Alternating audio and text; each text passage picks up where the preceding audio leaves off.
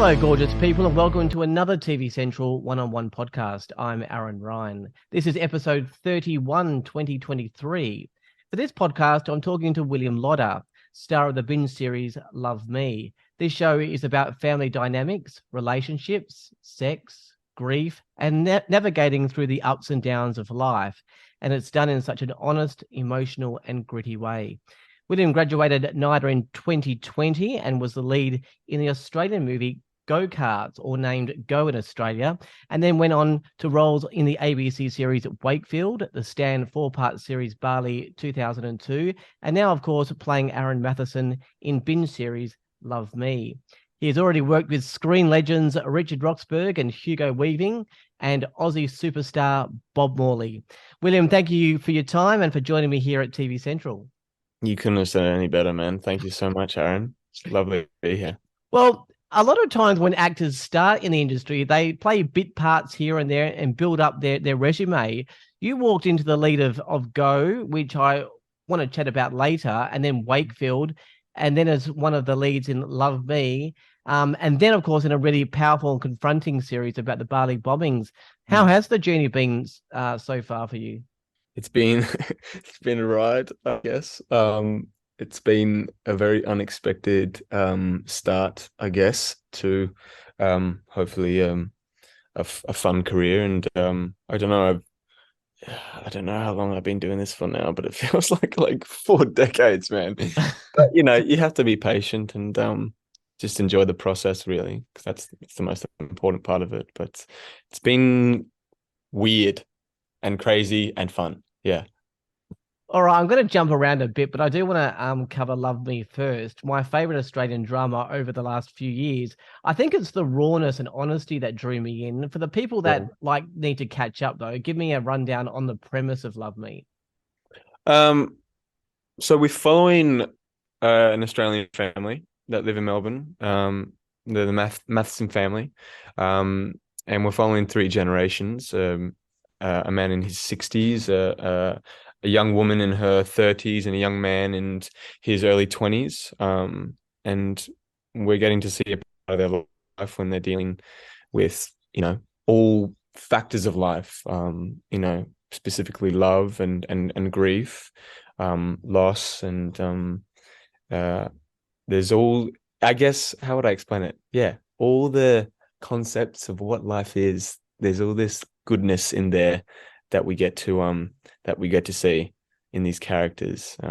So there's obviously 3 main couples, as you said. There's Peter and Clara, and also Glenn and Anita. But it gets a little bit multi-layered with your character, Aaron, because there's both Ella and Jess on the scene. Yeah. Just give me an overview of your character, Aaron. Aaron is a working law student. Oh no, I wouldn't say working law student. He's a training law student. He is quite an interesting person that I'm very fond of, I think. He's definitely one to be quite a nervous wreck, but he's definitely a very sensitive person on the inside. I think one of the best parts I liked about him was how layered and how much depth he had to him, because I don't know for the viewers that have seen the first season, but he is definitely one of the more emotional wreck type characters based on the situations. I don't know if I'm even allowed to spoil anything, because I feel like people might have not seen the first season, and I don't want to spoil anything at the same time. But he has these things that happen in the first season that kind of shift his life and make him under pressure with the factors of what it means to be in love, and what does love mean, and yeah, if that answers the question. I don't know. Yeah, I think all bets are off the table in terms of season 1, because this podcast is about season 2. So I think it's okay. I'm making sure. One of the things that stands out for me about Aaron is his ability to articulate his emotions and speak out and talk about his feelings. It's certainly contrary to the stereotypical alpha male about keeping everything inside. Was that important from the creators to have Aaron being a young man that does show and voice his emotions? Yeah, it was definitely really important, and it's also something that I've really wanted to push forward in my work, because just to give as much a truth to the matter as possible of masculinity and being able to express your emotions as a man or as a young man. And he's such a great example of someone that doesn't really have any filter or wall blocking him from how he's feeling inside. And I think it's good to be able to show that on screen, because then I get to have other young people such as myself, and even young actors as well, that can go, yes, it's finally, it's not finally okay, like they're saying that and going, nah, now I can do it. But the more people that start to open the gate into, especially with young men and just men in general, being able to show emotions on screen, I think it'll broaden the variety of people that can open up more often, I think. But yeah, it's going somewhere. It's getting much better.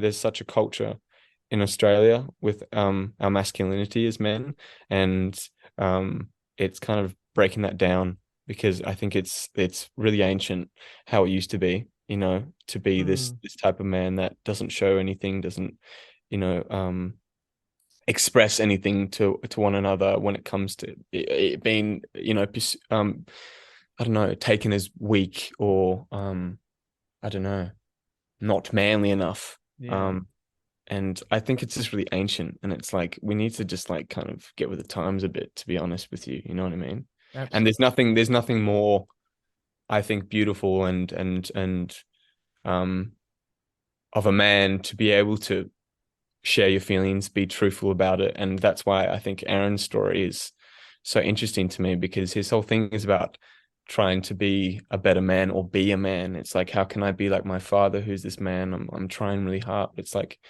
he's already doing it in a sense.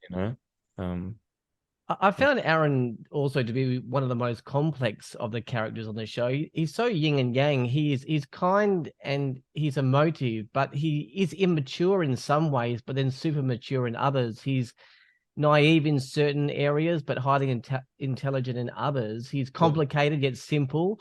yeah. Leads from the heart. How would you describe Aaron, or did I do a good job at that? No, I don't know. I feel like I just describe him as like a very, a tall puppy in a way.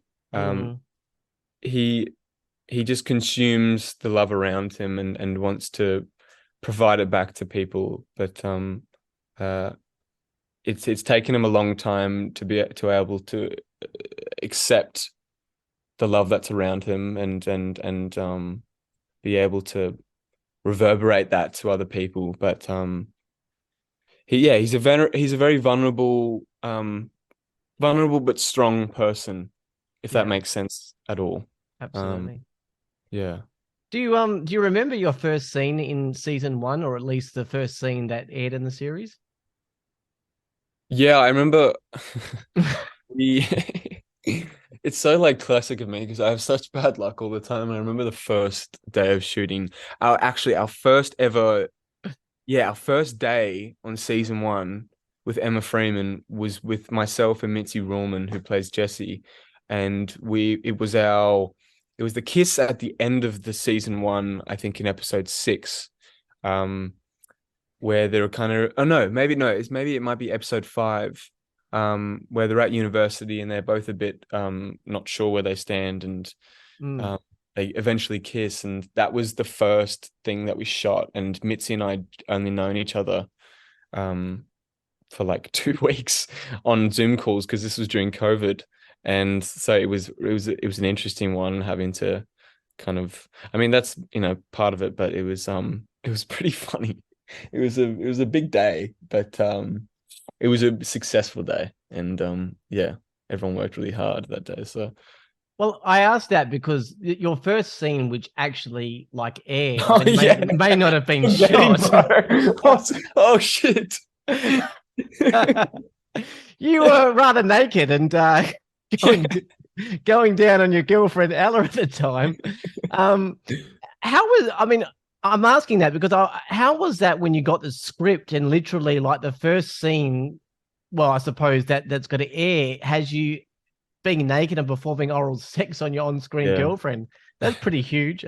Yeah, I guess so, but like that's what the show's about, you know? Like, I don't know, 80% of it is about the sex. And it's like if you want to be on that show, you've got to be able to, you know, sacrifice those type of things. And I think that was one of my first um sex scenes on camera. And so it was really intimidating, but I knew that you know that's what you sign up for that in the show. And I think at the end of the day it wasn't about just doing the sex scene, it was about like showing love and showing sex, you know, without Mm. any the cliche sugarcoating of it, or the because it's not always I mean, that scene's beautiful in itself. Not saying it's a anything of an ugly scene, but you know, it's we tried to make it as real as possible. You know, because it's not always beautiful and as it like I don't know, sparkly as they make it in television shows and everything. So Yeah, well, actually, I was going to say that because the scenes are fairly explicit, but they're not gratuitous. There's no no, overlay music playing. no, we're not Take my going breath Game of away. Thrones type shit. We're keeping it to a minimum, but you know, keeping it as you know real as possible without going to that extent. If that makes Yes, sense. so it's supposed to show like the real aspects of sex. It can be tender, it can be awkward, it can be Yeah, fun. yeah, So I mean, that's I guess some of the reasons why the scenes are fairly explicit. yeah. Now, look, although I have no issues with yourself and Bob Morley having separate sex scenes and seeing the bare bottoms, it's another thing seeing Hugo Weaving's character, Glenn, with his pants around his ankles with a needle What are on you the kitchen talking bench. about? That beautiful man, his beautiful ass. What's he talking about? Come But on, Aaron. You liked it. yeah, nah. Yeah, despite the awkwardness though, I imagine these scenes are quite liberating though for some of the audience because older people do have sex, believe it or not. Yeah. It's just a fact of life and it's rarely seen or talked about on television. Hugo and Heather get a few naked scenes. Mm. Is it because of the realness of Love Me that they include these kind of scenes? Well, I mean, when do you ever see, you know, mid-60-year-olds having sex on screen? It's like no one really shows that because everyone makes it as if you get to a point of age where that's just taboo. And I think all of us will like scrap that. Like, where does that come from in a way? You know what I mean? It's such a weird culture that we have in on film and television as well, that it's like we just don't show that. It's like you can name me how many bloody shows do that with, you know, people in their 60s or around that age range having sex and it being beautiful. You know what I mean? And it was our job to I don't know, pull that wall down and go like, this is real life. And you know what I mean? People can still make love and you know, love in any Yeah. age. You know what I mean? So yeah. And Hugo, you are a beautiful man. Yes, absolutely. A beautiful man he is, yeah. The issue of family death was explored in season one with Aaron's mum Christine, but this was kind of compounded with your dad meeting and moving on with Anita very quickly. How did Aaron process all of that? It's a lot to deal with, hey? It is a lot to deal with. And I think one of the big things that Emma and I talked about at first was um trying not to make him, because on the script I think it can come off a lot as quite whiny, because a lot of his scenes in the first season are very he's in an emotional state and it's usually complaining in to some extent, or he's quite upset with some sort of situation. Um and I wanted to make sure, and Emma wanted to make sure that,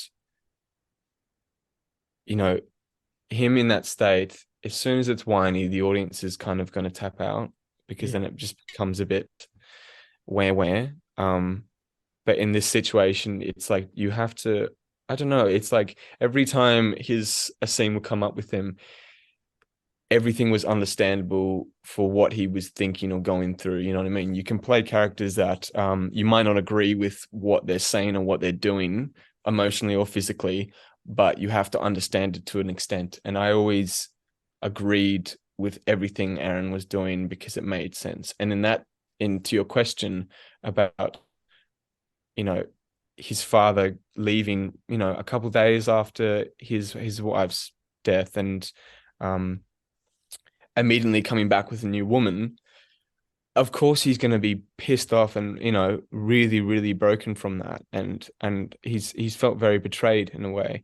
And there's so many emotional stakes happening for him in that time, because he's like, I feel like I'm actually going insane, that this is really happening, you know what I mean? And it's like you all had this wall up, as I was talking about before, and I'm the only one who's able to express myself naturally. But all of you are pretending. It's like, why? What is happening right now? This isn't real life. This can't be happening. But yeah, poor young man, poor Aaron.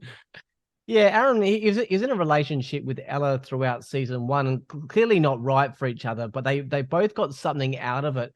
What do you think it was for Aaron, if it wasn't the usual romantic love, or maybe you think it was? It's a good question. I think that it's a prime example of sometimes, two people are just not meant for each other. And I think those two weren't, I think it was more a physical attachment they had to each other, and it was blinded that it was love.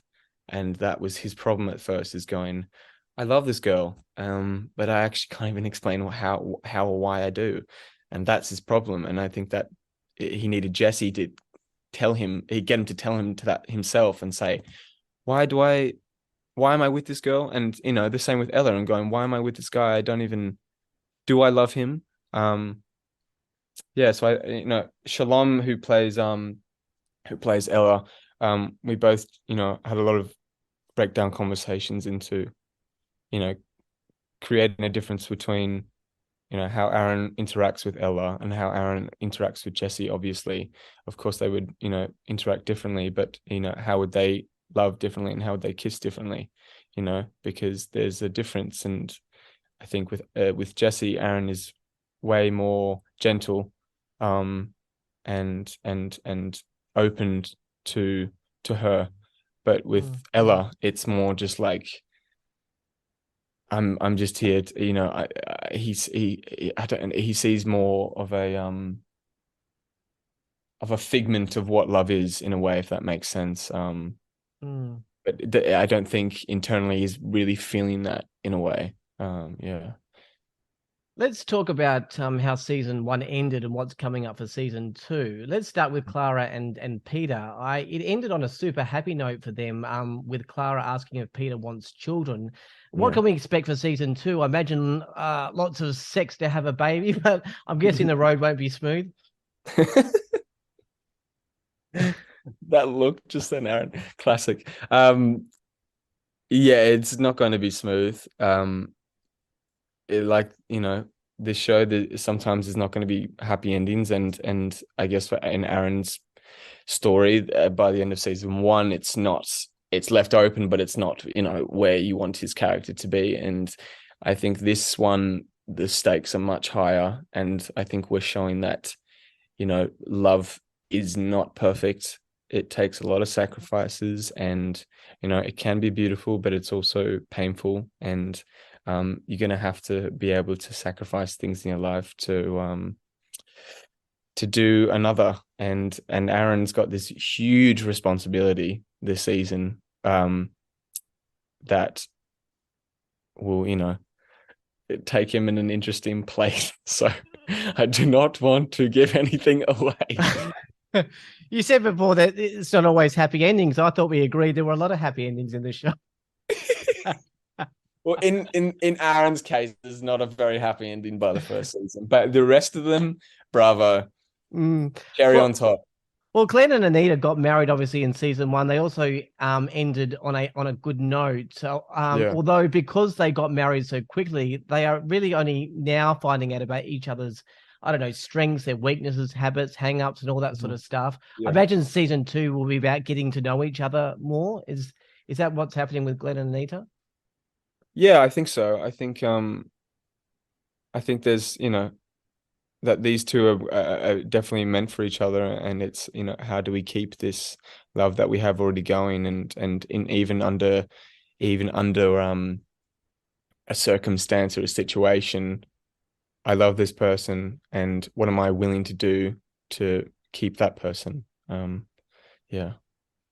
There is I mean, I'll say there's a little subplot with Anita, a bit of a Mhm. backstory there, which is quite interesting, which we won't go into. Yeah. And then, of course, Ella announced that she was pregnant at the end of last season, just as Aaron and Jesse were exploring their potential romance. How does season two start? Are we time jumping a bit?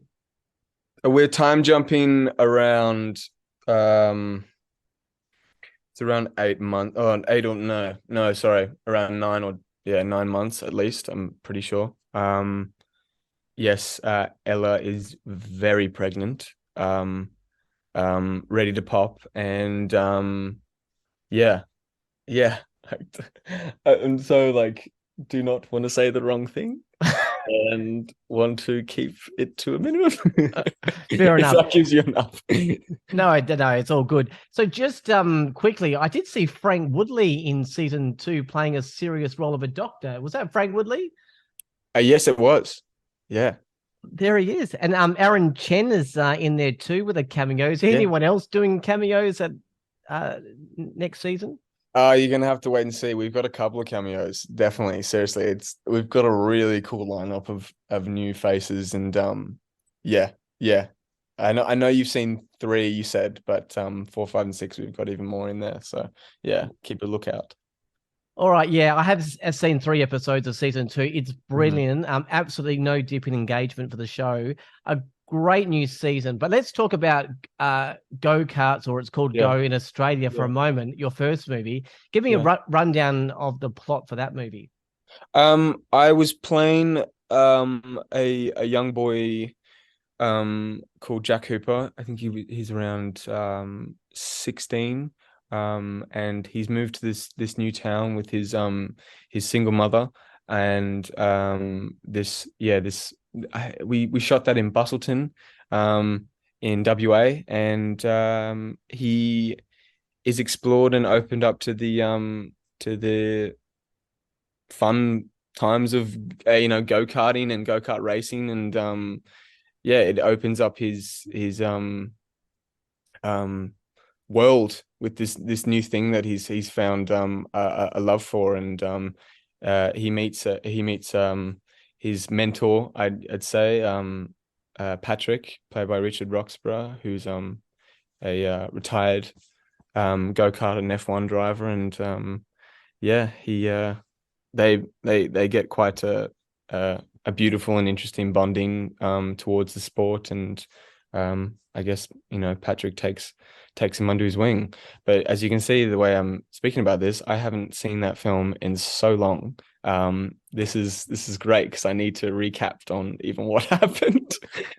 Well, it's funny enough that your character is also dealing with grief of a lost parent. You know, the same Yeah. as in Love Me. Your character Jack is young but forced to grow up very quickly. I think that's a massive reflection on kids these days. Kids having, they are just kids, but they're having to deal with so many adult issues, and of course, not always getting it right. Yeah. There's obviously go-karting in the film, but I think that's really just a means to delve into a much deeper story, isn't it? Yeah, definitely. Yeah. I mean, on the outskirts, it is about the go-karts and the racing and how that makes them feel. But down below there's this thing dwelling in Jack that he doesn't know how to express, and doesn't know who to talk to about it with. And I think the go-karting itself and the people he met along the way is the way to get that out of him, to be able to process it and express it properly. Yeah. How was it for you, your first major lead role? It seriously looked like your 20th movie. But a lot of learning, I imagine. But did you enjoy it? I loved it. It was, I mean, you can I don't, I don't know about performance wise. It's understandable as my first film, as you can see. I find it very hard to watch that film. But it was such a fun time. I met so many beautiful people. I remember I was still in high school when I shot that. So I was still studying, in I forget what year, but yeah, I kind of left school for like 3 months and shot that film. And it was probably the best choice I made, because I remember a lot of the teachers there told me, and they warned me not to go do it, and told me that it's a bad decision and you should keep doing your studies. And I just had this gut instinct telling me that, like, this is an opportunity that um not a lot of people get. And I was just like, nah, screw that, man, I'm out of here, I have to go Mm. do that film. And it was like a complete eye-opener, man. I was like, I had done before that, prior, a lot of just short films and doing extra work. And I think mainly the extra work that I used to do as a young boy was probably the best training I had. So when I got there on the day, I kind of already knew a lot of the roles that people played there, and I knew where to stand. But it opened me up to playing a character, and how much more layers there are to it. You know what I mean? But yeah, that was a really fun time for me. Yeah.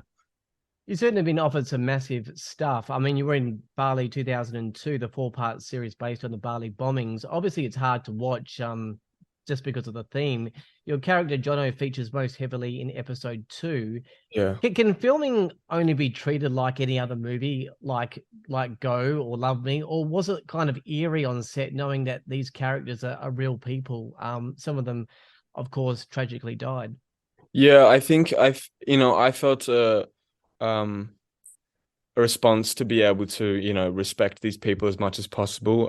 The character I played, Jono, was a hybrid of three different people that lost their lives in that bombing. And yeah, there was a part of me that really wanted to represent them as a whole, and in that time, on that really tragic event. But yeah, I think, it's, you always want to keep it a positive tone on set, and to keep everyone happy and to keep everyone going, because that was a really crazy shoot. And we didn't have a lot of time to shoot that as well.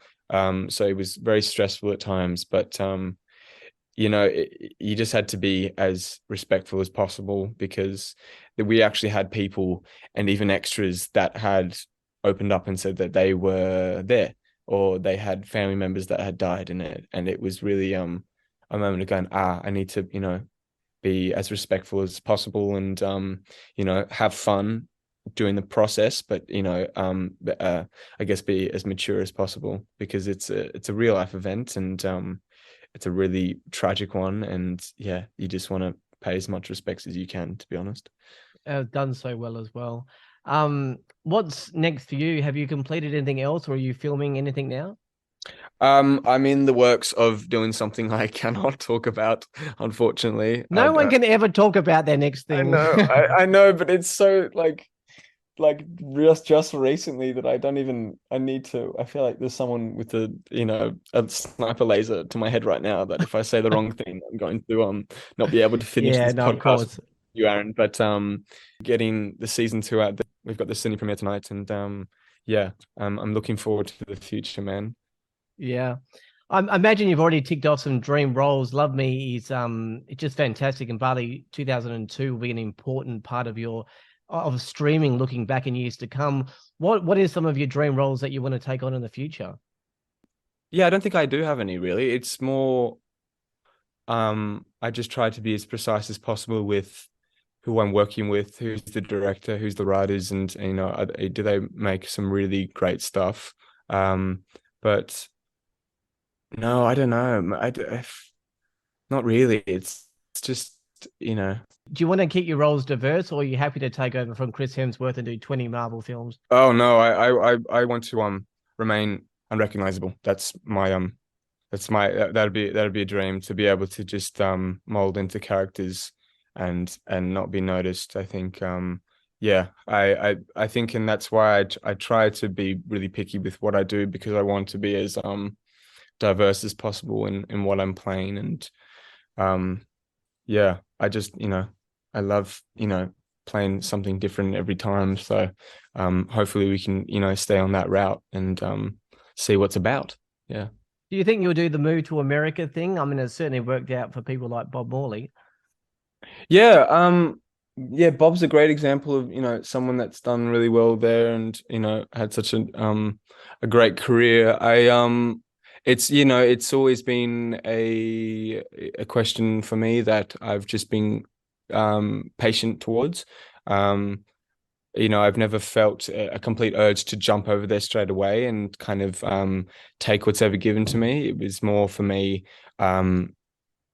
being slightly anal about what I want to do and what I want to be a part of. And yeah, I love to work in the States, and it's something myself and the team are trying to do and broaden the audience and broaden my roles, especially in America. But for me, it's finding the right project is the main thing. So I want to ask who inspires you in terms of life in general and with acting.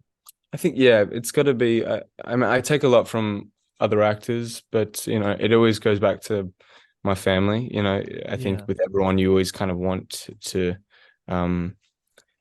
do good for your parents and stuff. But yeah, I take a lot of inspiration from few actors. Viggo Mortensen, Kate Blanchett, uh, who else? Taylor Russell, to name a few. Hugo Weaving is a great example. Hugo inspires me a lot, and Shalom Franklin actually, who played Ella in our show. She's a big inspiration for me as well, and she's got such a big career ahead of her as well. So yeah. Well, as we come to the wrap-up point, I just wanted to ask, who are you away from filming? Like, what do you like doing in your spare time? What are your passions? What are my passions? I'm a big movie buff. I do watch, like, I try to watch a film when I have the time. If I have enough free time, I'll watch a film a night, maybe. Wow. Yeah, I'm big on photography, I guess I live by the beach, so the beach and the bush have been a big part of my life since I was a baby. So I try and stay out in the country and or by the water in my free time to kind of get away from all the noise, because that's what I feel most like myself and how I feel like Will. So yeah, that's my temple, really, is the bush. But yeah. Do you know if you'll be doing a third season of Love Me, or is it too early with season 2 not even coming out yet? No comment. All right, the good old no comment. No problem. We'll wait for Binge to make an announcement on that one. William, what a start to your career. Some really engaging, emotive, and powerful stuff that has confronted grief, tragedy, loss, love, the complexities of relationships, and I guess how we as humans react to this crazy world we live in. So thank you so much for joining me at TV Central. Thank you, Aaron. It's been a pleasure, man. Seriously, mate. Thank you so much. Cheers. That's awesome. That was William Lodder, of the 6 main ensemble cast members in the binge series Love Me, which is coming on the 6th of April for season 2. Bali 2002 can be seen on Stan. Wakefield is still on ABC iView, and the movie Go can be seen on Netflix. That's it for another TV Central one-on-one podcast. For all the latest news, streaming options, ratings, television guides, and podcasts, head to tvcentral.com.au. Until next time, I'm Aaron Ryan. Thanks to William Lodder. Bye for now.